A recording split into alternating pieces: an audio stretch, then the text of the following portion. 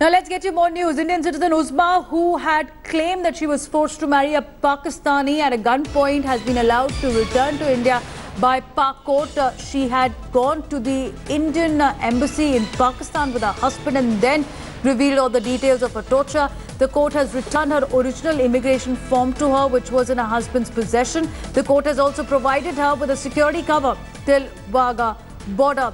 Several diplomatic channels were at work to get Uzma back home. She's a doctor.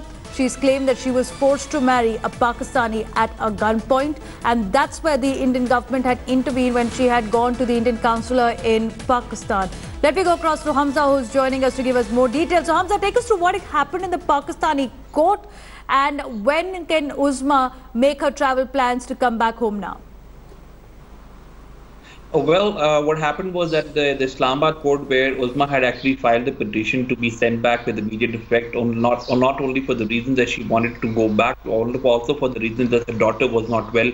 Islamabad court called in Tahir and told him to, if he had possession of the immigration documents of Uzma, which he said he had, the court directed him to submit them yesterday to the court, so that the process can be taken forward, and then those were submitted yesterday by Tahir in the court. Then today the court has decided to actually give those documents, hand them over to Uzma herself, allow her to travel back to India via Wagah border, even ensuring security by the police authorities till the Wagah border, so that she can be taken back safely without any problems whatsoever. So as per the court's orders and the travel documents handed over to Uzma is now a free person to go back to India. She will be taken to Wagah border soon and sent back to India. All right, I think Pakistan media is also reporting that Uzma can come back before May 30th because that's when her visa expires. Also, a report suggesting, Hamza, is that Tahir, Uzma's now husband, wanted to meet her. She's refused to meet him as well. Now, what happens to Tahir? Has it any penalty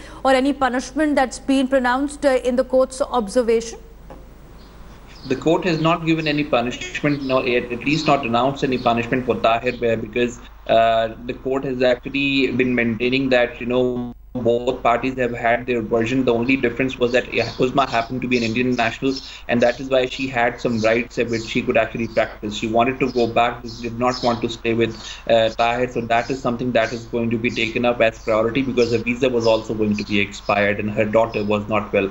So that has been considered. Tahir has not been given any punishment as per now, and even if he will be, then that will be announced, because that issue remains the same, that if he claims of his marriage with Uzma with clear evidential documents present, then that will have to be established first, and then any punishment can be granted. For thanks, Hamza, for joining us.